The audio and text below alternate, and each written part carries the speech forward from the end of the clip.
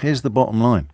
Harry and Meghan have become hate figures for much of Britain, never mind the British media, for two reasons. The first is James Baldwin's timeless quote. I imagine one of the reasons people cling to their hate so stubbornly is because they sense once hate is gone, they will be forced to deal with pain. And the second reason is that they gave the finger to Fleet Street. And Fleet Street won't accept that. These words encapsulate the broader sentiment behind why figures like Angela Levin repeatedly target Harry and Meghan in their critiques, even when the subjects at hand have little to do with the Sussexes.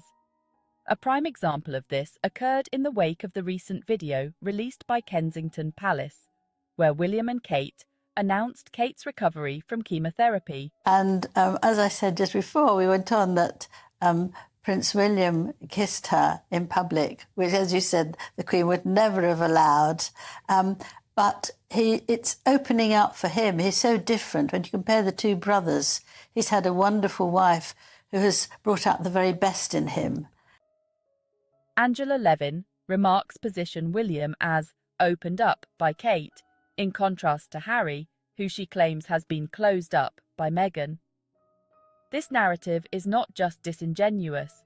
It is an intentional, deeply manipulative attempt to uphold a myth of William and Kate as the ideal royal couple, while simultaneously portraying Harry and Meghan as outsiders who have somehow failed by stepping outside the royal machine.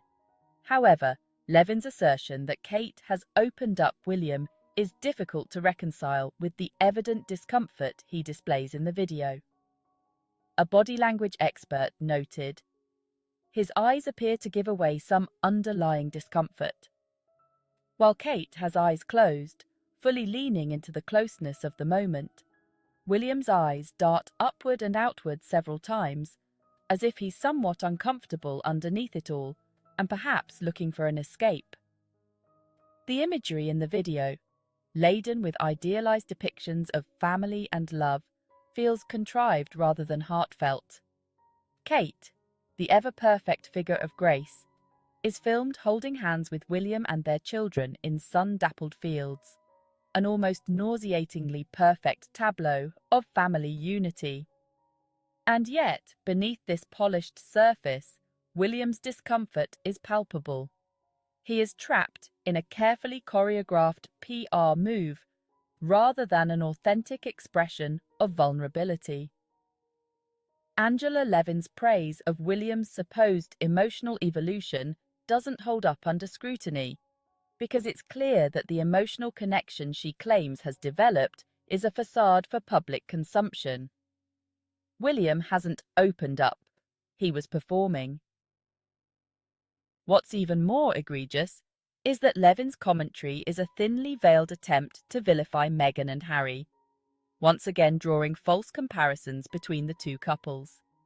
By suggesting that Meghan has closed up Harry, Levin feeds into the long-standing narrative that Meghan has somehow ruined Harry's life, cutting him off from his family and the royal institution that shaped him. But this argument collapses when you consider that Harry, unlike William, has actually embraced a new, more authentic way of living, one that exists outside the confines of the royal system. He has made it clear that he doesn't want to be trapped in the performative, hierarchical structure that the monarchy demands. Levin's hatred of Meghan is not born out of any real concern for Harry, but out of a sense of loss. She, like much of the British media, had easy access to Harry before he left the institution. Harry was the fun royal, the one who made headlines and brought the monarchy down to earth. Levin liked Harry when he played that role, and it's evident that her disdain for Meghan stems from the fact that Meghan represents a disruption to that dynamic. Harry left for Meghan, and in doing so, he also left the media and people like Levin behind.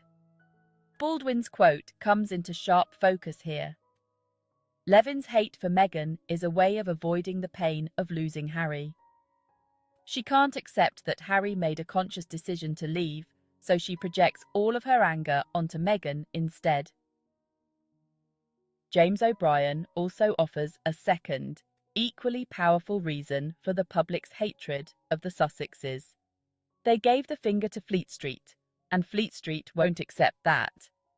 Harry and Meghan's departure from the royal family wasn't just about leaving a dysfunctional institution. It was a rejection of the British tabloid media machine. They refused to play the game, to offer up their lives as fodder for sensationalist headlines, and the media has never forgiven them for it. Fleet Street, with its insatiable appetite for scandal and royal drama, sees Harry and Meghan's escape as a personal affront. How dare they walk away from their duty to the tabloids? How dare they refuse to be consumed by the machine that props up the royal family? What upsets many people is the thought that they have actually really changed their lives. They have absolutely stepped out of the status quo. The rigid hierarchies that most of us are quite near the bottom of are endured and experienced precisely because the order allows us to stave off the chaotic nature of existence, or less profoundly, simply to kid ourselves that we have to put up with this. That's just how he is. That's just how things are. Suck it up, buttercup. That's the way the world works. Life's not fair. All of these refrains, right? We've all heard them a million times.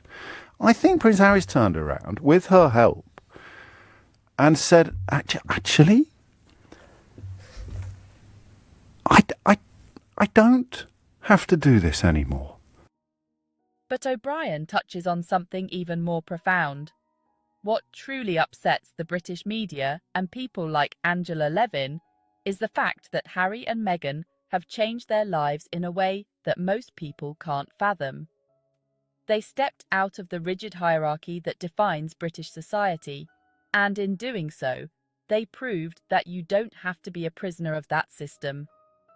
Their decision to live life on their own terms, outside the monarchy and the British media's reach, is a radical one. It forces people to confront uncomfortable truths about their own lives, truths that are often easier to ignore. Angela Levin, and many others like her, cling to the idea that the monarchy and the media's relationship is sacrosanct. They can't imagine a world in which the royal family isn't beholden to the tabloids, because that's the world they've lived in for decades. The idea that Harry and Meghan could step away from all of that and still thrive is unthinkable to them. And so, they cling to their hate, because if they let it go, they would have to face the pain of realizing that the system they've been upholding for so long is broken. They would have to admit that Harry and Meghan were right to leave, that there is life beyond the cage of the royal family. Harry and Meghan, unlike William and Kate, don't need to make PR videos to prove that they love each other. They don't need to perform for the cameras to show the world that their marriage is solid. They have chosen a different path, one that is messier, more complicated, but also more real. They don't have to pretend that their lives are perfect, because they understand that life outside the royal bubble is full of challenges, but also full of freedom. They don't need to appease Fleet Street or put on a show for the public, because they have nothing to prove.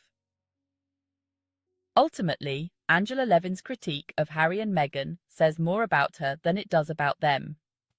She, like many others in the British media, can't accept that Harry and Meghan have broken free from the system that defines their lives. And rather than face the pain of that realization, she clings to her hatred, because it's easier than admitting that there is another way to live, a way that is not defined by royalty, tabloids, or performative public displays of affection. As Obrien suggests, the media and public's hatred of Harry and Meghan isn't really about them at all. It's about what they represent. The possibility of a life beyond the rigid structures that so many people feel trapped in. And that's a possibility that people like Angela Levin and much of the British media simply cannot tolerate. Thank you for watching.